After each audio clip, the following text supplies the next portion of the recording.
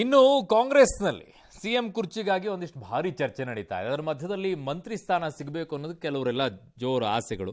ಹಾಸನದ ಅರಸೀಕೆರೆಯಲ್ಲಿ ಒಂದಿಷ್ಟು ಫಲಾನುಭವಿಗಳ ಸಮಾವೇಶ ಎಲ್ಲ ಇಟ್ಕೊಂಡಿದ್ರು ಇವತ್ತು.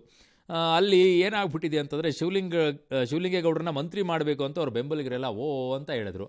ಸಿದ್ದರಾಮಯ್ಯನವರು ಕೋಪ ಮಾಡಿಕೊಂಡ್ರು. ಅದಾದ ನಂತರ ಶಿವಲಿಂಗೇಗೌಡರ ಮೇಲೂ ಸಿಡಿಮಿಡಿಗೊಂಡ್ರು. ಆಮೇಲೆ ಎಲ್ಲರೂ ಬಂದು ಸಮಾಧಾನ ಎಲ್ಲ ಮಾಡಿದ್ದಾರೆ. ನಾವು ಡಿಸೈಡ್ ಮಾಡೋಕ್ಕಾಗತ್ತೇನ್ರಿ, ಇಲ್ಲೆಲ್ಲ ಘೋಷಣೆ ಮಾಡೋಕ್ಕಾಗತ್ತಾ ಅಂತ ಅವ್ರದ್ದು. ಈ ಮಧ್ಯೆ ಕೋಡಿಮಠದ ಬಳಿಕ ಮುಂದಿನ ಸಿಎಂ DKಶಿ ಅಂತ ಅಭಿಮಾನಿಗಳು ಘೋಷಣೆಯನ್ನು ಕೂಡ ಕೂಗಿದ್ದಾರೆ.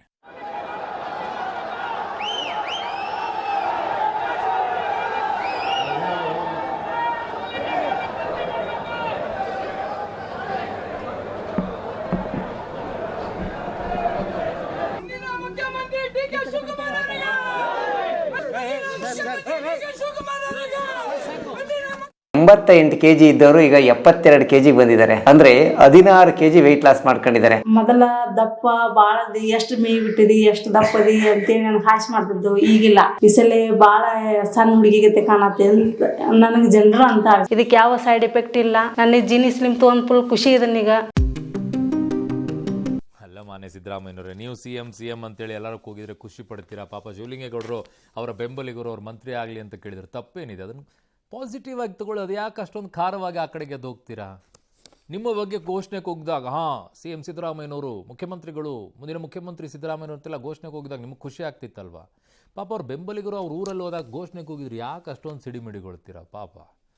ಇನ್ನು ರೇಣುಕಾಸ್ವಾಮಿ ಕೊಲೆ ಕೇಸ್ನಲ್ಲಿ ನಟ ದರ್ಶನ್ ಮತ್ತು ಪವಿತ್ರ ಗೌಡ ಸೇರಿ 7 ಆರೋಪಿಗಳಿದ್ರಲ್ಲ, ಅವರ ಜಾಮೀನು ಭವಿಷ್ಯ ಈಗ ತೂಗುಯಾಲಿದೆ. ಕಾರಣ ಸುಪ್ರೀಂ ಕೋರ್ಟ್ ಏನು ಕೊಡುತ್ತೋ ಗೊತ್ತಿಲ್ಲ. ಮೊದಲನೇ ವಾರ ಅಂತಿದ್ದಾರೆ ಆಗಸ್ಟ್ನಲ್ಲಿ. ಇದರ ಮಧ್ಯದಲ್ಲಿ ಶೂಟಿಂಗ್ ಎಲ್ಲ ಮುಗಿಸ್ಕೊಂಡು ಥೈಲ್ಯಾಂಡ್ನಿಂದ ಏರ್ಪೋರ್ಟಿಗೆ ಬಂದಿರೋದು ಬೆಂಗಳೂರಿನಲ್ಲಿ. ಭಾರಿ ಸರ್ಪ್ರೈಸಿಂಗ್ ಏನು ಅಂತಂದರೆ, CISF ಸಿಬ್ಬಂದಿ ಭದ್ರತೆಯನ್ನು ನೀಡಿದ್ದಾರೆ. 4 ಜನ ಗನ್ಮ್ಯಾನ್ಗಳು ಹಿಡ್ಕೊಂಡು ಬಂದಿದ್ದಾರೆ. ಅಲ್ಲಿ ಭಾರಿ ಟೀಕೆಗೆ ಗುರಿಯಾಗಿದೆ. ಈಗ ಪರಿಶೀಲನೆ ಮಾಡ್ತೀನಿ ಅಂತ ಪರಮೇಶ್ವರ್ ಹೇಳಿದ್ದಾರೆ. ಆರೋಪಿಗೆ ಭದ್ರತೆಯನ್ನು ಕರ್ಕೊಂಡು ಬಂದಿದ್ದಾರೆ ಅನ್ನೋಂಥದ್ದು ಇಲ್ಲ, ನನಗೆ ಗೊತ್ತಿಲ್ಲ. ಅವರು ಭದ್ರತೆ ಕೊಟ್ಟಿದ್ದಾರಾ ಅಥವಾ ಬೇರೆ ರೀತಿಯಲ್ಲಿ ಮಾಡಿದಾರ ಗೊತ್ತಿಲ್ಲ ನನಗೆ ವಿಚಾರ. ಪೊಲೀಸರು ಇದನ್ನ ಹೇಳದೇನೆ CISFನವ್ರು ಭದ್ರತೆಯನ್ನು ಕೊಡಲ್ಲ. ಅವ್ರಿಗೇನು ಗೊತ್ತು ದರ್ಶನ್ ಯಾರು ಅಂತ ಹೇಳಿ?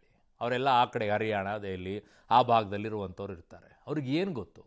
ನಿಮ್ಮ ಪೊಲೀಸರು ಹೇಳಿರ್ತಾರೆ, ಇನ್ಫಾರ್ಮೇಷನು ಅದಕ್ಕೆ ಕೊಟ್ಟಿರ್ತಾರೆ. ಅದಕ್ಕೆ ಶ್ರೀಮಂತರಿಗೊಂದು ಕಾನೂನು, ದೊಡ್ಡವರಿಗೊಂದು ಕಾನೂನು, ಬಡವರಿಗೊಂದು ಕಾನೂನು ಅಂತ ಇದಕ್ಕೆ ಹೇಳೋದೇನೋ. ಒಬ್ಬ ಕೊಲೆ ಆರೋಪಿ, ಅದು 2ನೇ ಆರೋಪಿ ಬರ್ತಾರೆ ಏರ್ಪೋರ್ಟ್ ಅಂದರೆ ಗನ್ಮ್ಯಾನ್ ಎಲ್ಲ ಹಿಡ್ಕೊಂಡು ಭದ್ರತೆ ಕೊಟ್ಕೊಂಡು ಕರ್ಕೊಂಡು ಬರ್ತೀರಾ ಅಂತಂದರೆ ಇದಕ್ಕಿಂತಲೂ ಅಸಹ್ಯ ಇನ್ನೊಂದು ಇದೆಯಾ? ಕಾನೂನಿಗೆ ಅವಮಾನ, ಅಂಬೇಡ್ಕರ್ ಅವರಿಗೆ ಅವಮಾನ ಇದು. ಮಾನ್ಯ ಪರಮೇಶ್ವರ್ ಅವರೇ, ನೆನಪಲ್ಲಿ ಇಟ್ಕೊಳ್ಳಿ.